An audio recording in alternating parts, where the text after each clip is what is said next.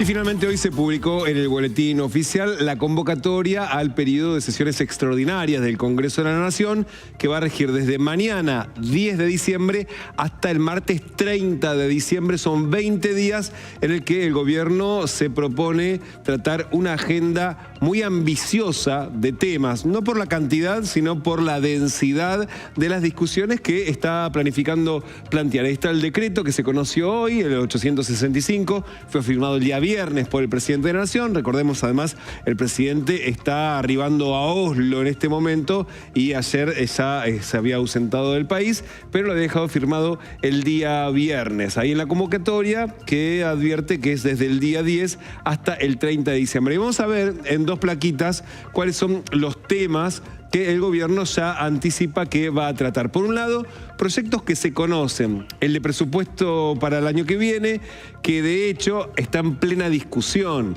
No en las líneas generales, no están discutiendo si va a haber o no superávit fiscal, pero sí el plan de inversiones para el año que viene, que es un poco la moneda de cambio que está utilizando el gobierno para sumar a los gobernadores al debate y, por supuesto, a la eventual aprobación.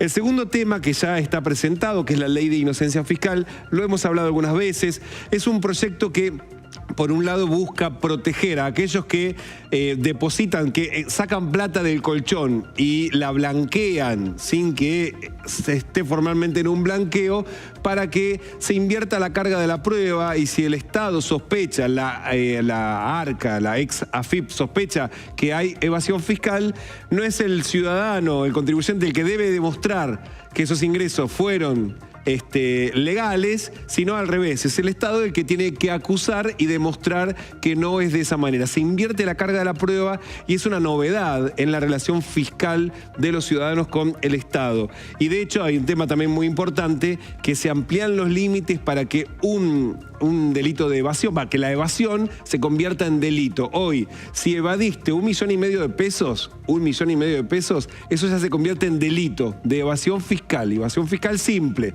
Y es agravada hoy cuando evadís 15 millones de pesos. Ahora el umbral es enorme. Para que sea evasión simple tenés que haber evadido 100 millones de pesos. A partir de ahí empieza a ser considerado como un delito penal económico.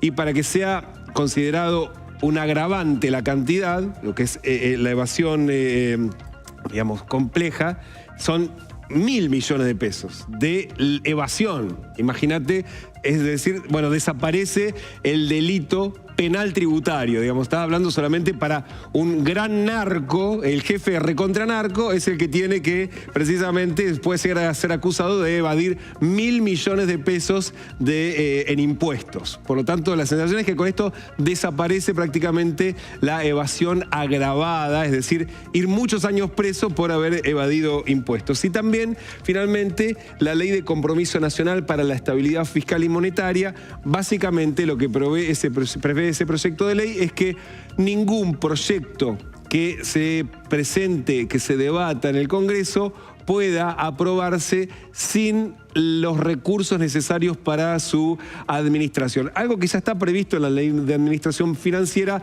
Lo que hace ahora este proyecto de ley es imponerle penas al funcionario que lleva adelante un proyecto, ya sea de ley para diputados y senadores, o bien un funcionario público en el Ejecutivo que implemente algún tipo de política pública sin los recursos necesarios, es decir, poniendo en riesgo el superávit fiscal. Este proyecto de ley es muy difícil que pase, porque los diputados y senadores estarían a sí mismos penándose por algo que muchas veces corre por cuenta del Ejecutivo, como lo vimos en estos últimos 2 años, donde sin haber presupuesto, todos los recursos que exceden lo previsto en la recaudación son recursos excedentes, de modo tal que siempre había plata para financiar algo. El tema era que vos no podías decir de lo excedente use para esto, porque el gobierno decía no hay excedente. Y ahí hay una discusión de cómo se podía llegar a aplicar la norma. Esta es difícil. Después hay 3 proyectos más que anticipó el gobierno en este decreto de convocatoria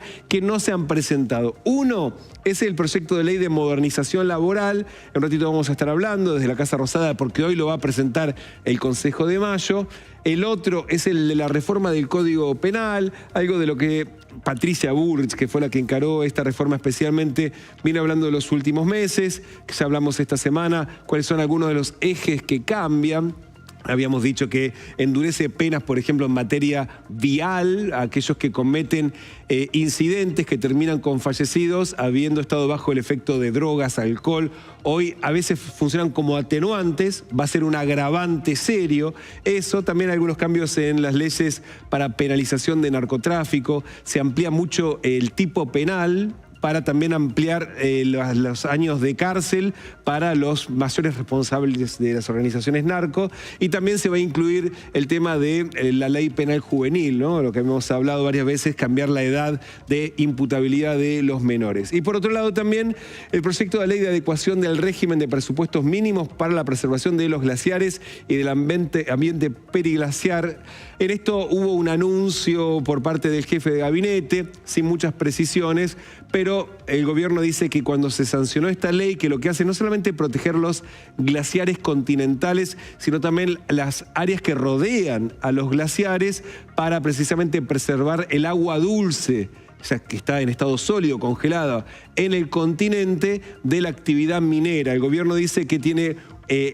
al ampliarlo tanto a la zona periglaciar, lo que hace es básicamente impedir que haya proyectos mineros en zonas que pueden ser explotables y donde no hay garantía de que haya agua potable.